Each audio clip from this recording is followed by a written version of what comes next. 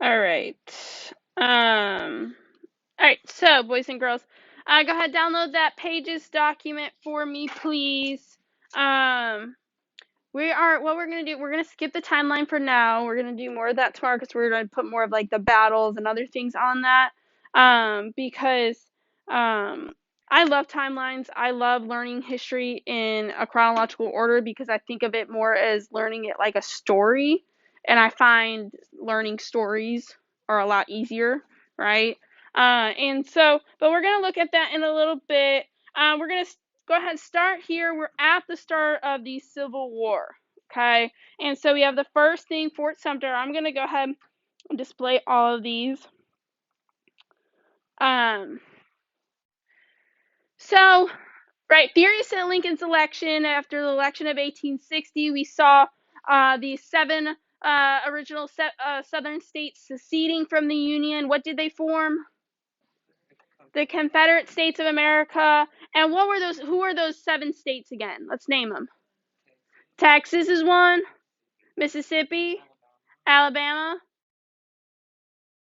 South Carolina, not Arkansas yet, not Tennessee yet. We got four of them. Think more. We got three more. Not North Carolina yet. What's that state in between Texas and Mississippi that has the big state or city? New Orleans. Louisiana. Okay, and then there's one that there's a band named, actually both the two that are left have both of the names in a band. And they sing a lot of songs. I can't think of a song right now. But it's blank blank line. It's a country band. What? We already said Alabama, didn't we? Yeah. What are they sing? What? Georgia, and what's the other one? Florida. Get it? Florida, Georgia line? Huh. No? Okay. Alright. Anyways, okay, those are the seven states, okay? Even though they seceded, Lincoln believed that in order to save the Union, it would also mean saving democracy. But there's already this highly charged atmosphere. There's this tension being built up from the past 10 years, right? It was all those events and legislations that we passed. That's all that tension that and charged atmosphere that literally just a little spark is going to ignite an entire war. And that's exactly what we had in 1861. Confederate troops attacked Fort Sumter being a federal Union military fort in Charleston, South Carolina, and the Confederates President Jefferson Davis, he offered that the Union commander and troops a chance to leave the fort peacefully, but the troops they refused, and so before sunrise on April 12th, 1861, the Confederate troops opened fire on Fort Sumter, beginning the Civil War. And eventually, Fort Sumter surrendered to the Confederate troops. And actually, this really stunned the North. That the fact that the federal government, right, the Union gave up and surrendered that fort to the Confederate troops. And so, but this is the start, the first firings of the Civil War.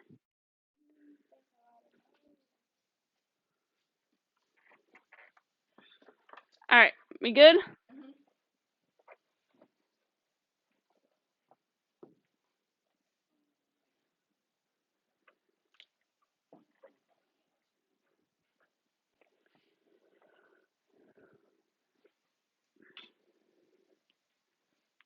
So, with after right Fort Sumter, with now like right the North being just so stunned that Confederate troops did this, that the fort surrendered to these Confederate troops.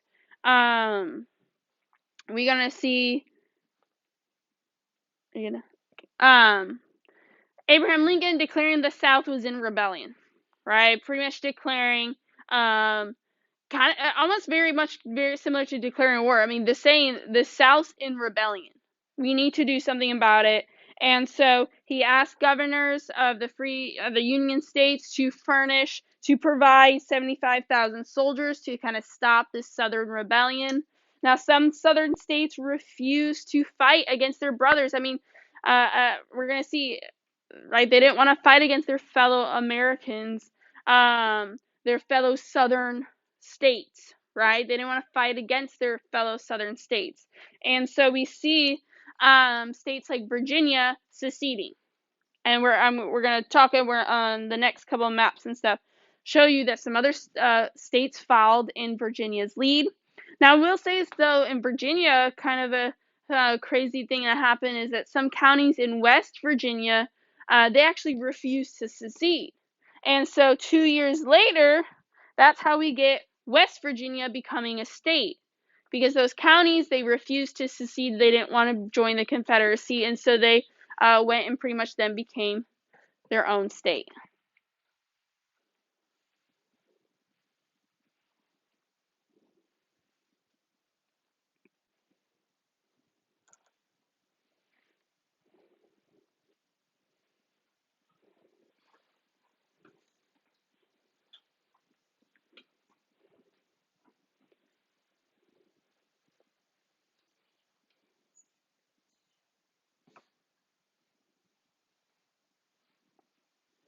All right, we good?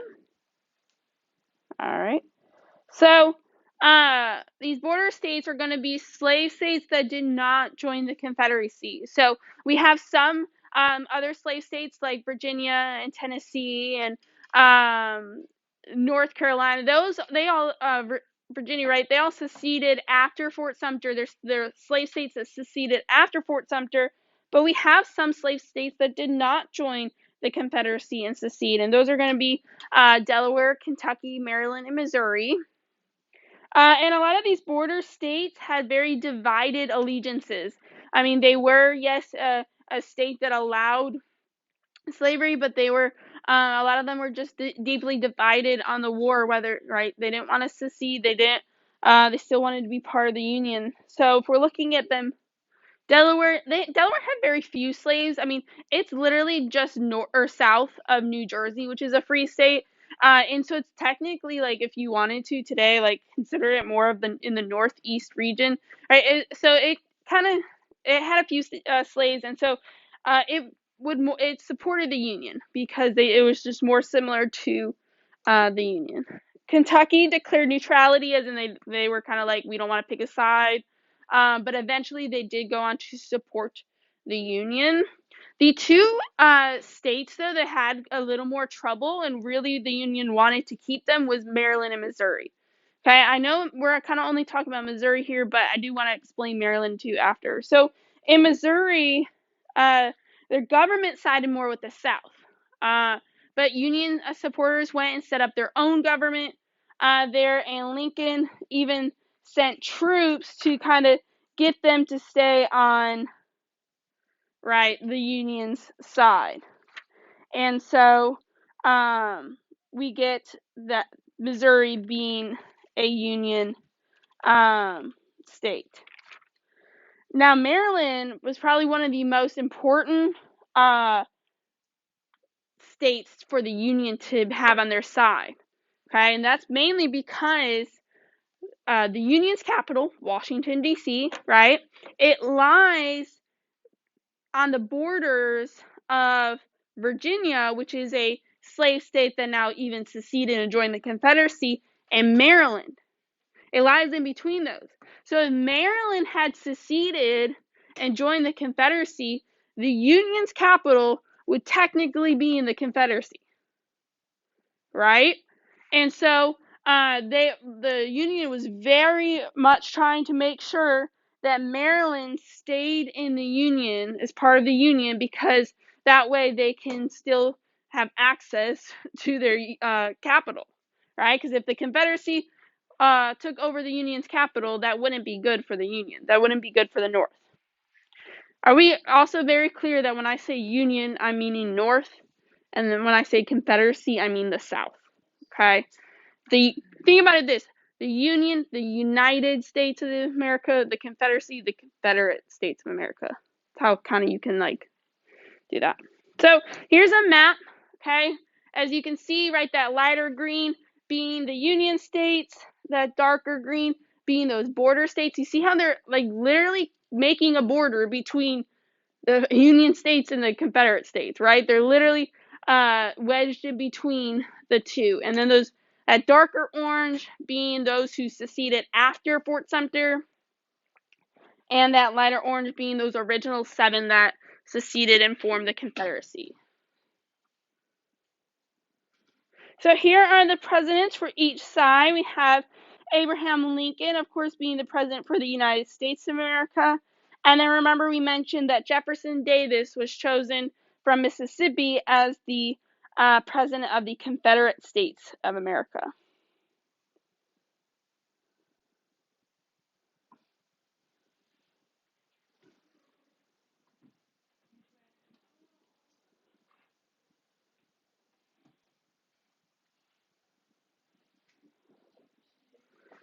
All right. He's part of, remember, he's the president of the Confederate States of America. He was never a United States president. All right, let's go ahead and look at some advantages and disadvantages of the North and South. If you need to, you will need to probably add rows to your chart. So all you'll need to do is just like tap the middle of the chart. Hold on, stop tapping, please. Like the middle of the table.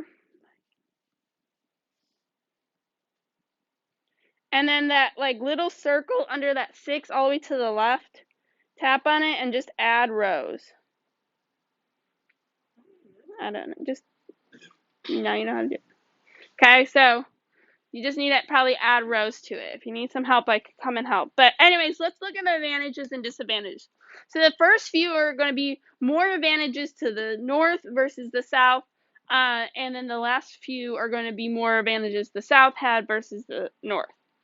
So look at the people. I mean, look at the North had 22 million people compared to the South's 5 million people. That's a huge advantage for the North, as if they had more people to right, supplying their military. They had more people to make supplies and so forth for their military. So they just had a lot more people to pretty much work with.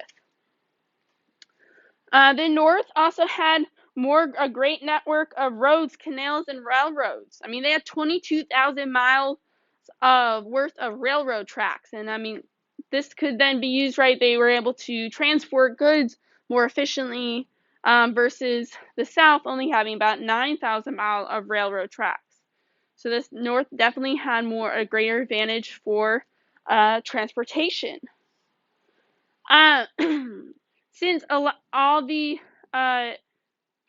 majority of the factories and industries and right, all of that is in the North, this war actually stimulated industrial growth.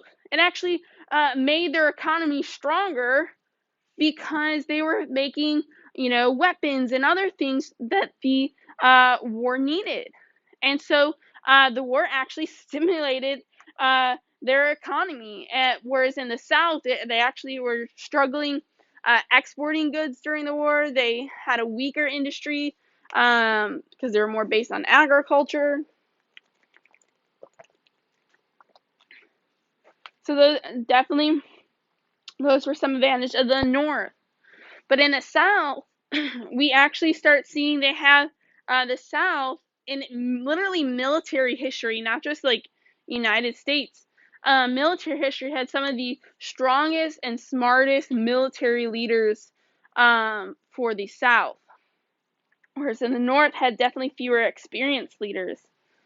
Another big advantage the South had is that it only had to defend itself. They didn't have to travel. They didn't have to go and invade areas. They just had to defend their land. And then since they're defending their land, they know their land. They know the trees. They know the rivers. They know the right home soil. Like how much, for anyone who plays sports, how much better is it playing on like home turf or home court, right? Okay, it's same kind of concept, right? You're defending your home turf, home court. Versus the North, they're going away, right? They're playing away. They are having to invade or play, right, than having to fight on different land. And so that was definitely a lot harder for them. Another thing is the South had greater motivation at first, especially. They're fighting to get their rights. They're fighting to have, right, control their own nation and so forth. And so they had definitely greater motivation. When you have, a lot of motivation, you can get a lot of things done. And so, and you are definitely more willing to work for it, right? Versus the North, they, especially at first, they had little motivation. They were just kind of like, we want to just keep the Union together. Eventually they will, and we'll see why. They eventually got more motivation, but at first they definitely did not have as much motivation.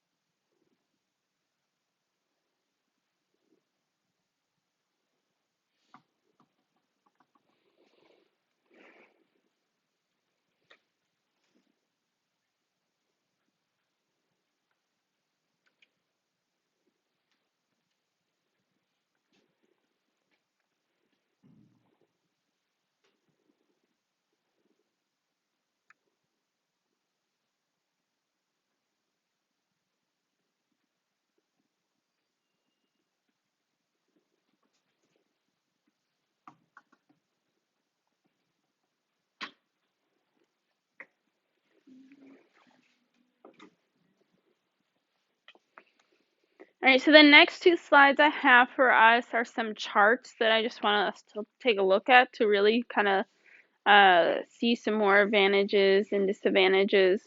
Who do you think had more advantages? The North? Why do you think the North had more advantages? Why do you think their advantages are just better, basically? What? I was about to say because they have like 20. The South only has 5.5 Yeah. million, and the North has 22 million. Yeah, I mean that's a lot more. The North has a lot more people to work with for sure. But I mean, having strong military leaders in a war is definitely, I mean, an advantage. As we'll see, some of the first couple battles, they definitely went to the Confederacy. But I would definitely say at first it seems like, right, the North.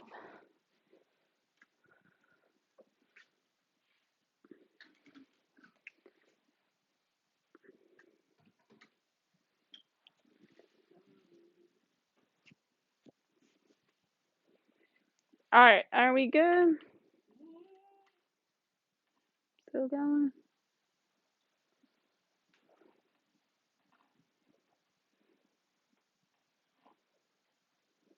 All right, we good? They're good. Okay. All right, so looking at this, I mean, think about it. Even that population in the South is that first pie chart. Okay, right. Looking at the free versus slave, right? You have to remember they have 5.5 million people in the South, but a lot of that also was people who were enslaved, and so they even had probably less who were actually fighting in a war. Versus the other chart, right, is the percentage of factories. I mean, look at how much more percentage of the factories the North had versus the South. This next chart I think is even craziest. I mean, look at how many more the Union had more resources compared to the South. The only thing the Confederates had to the Union were cotton production, which, yes, they had probably great uniforms, but that's about, I would think, all cotton would be good for a war, right? Now, I mean, I'm saying, like, yes, they made a ton of money off cotton, but for a war, right, that's not a whole great deal for them. All right, so brother versus brother. I mean, so if you didn't know, okay, the word Civil War doesn't just mean to the American Civil War. Now, that's why we have to say the American Civil War, because the word Civil War means a war between a group between a country, right? How many of you are Marvel Avenger fans? Anyone? Okay. So, I mean, have you seen the Civil War, Captain America Civil War? Okay. Civil War, right? It's because it was a fight, a war between the Avengers, right? Between the two sides, right? Within a group. And so we're literally seeing brother versus brother, and actually that did happen. Two brothers, literally, I found an article because I had read about it a long time ago. Pulled it up in second period. There's two brothers who literally fought at a battle. Who one was on the Confederate side, one was on the Union side, because they immigrated to the United States from Scotland. One moved to New York. One moved to I think it was Virginia. But they were fighting literally brother against brother, right? Because this is Americans versus Americans. Families were divided. Soldiers came from all different backgrounds. We see 18 through 45, but then especially later on in the war, the South especially running out of people, they definitely had soldiers who were fighting even younger. All right, we're going to get through one battle, at least of the, because we got just a little time left. We're going to get through one battle. We're going to get through this first battle. I'll go ahead and put that all up. So this is the first battle of Bull Run. Yes, there will be a second, but this is going to be the first major battle of the Civil War. So Fort Sumter, I would say, was the first scrimmage, the first shots, kind of like how in the American Revolution War, Lexington and Concord were the first shots, but Bunker Hill was the first major battle. First battle of Bull Run or first battle of Manassas, they're interchangeable here. It's going to be the first major battle of the Civil War. So it was a Confederate victory, and this battle really kind of shattered the North's hopes of winning the war quickly. So the North, at first, thought this was going to be a quick, easy war. The South was going to give up right away. They're gonna come crawling back and want to be part of the Union, right?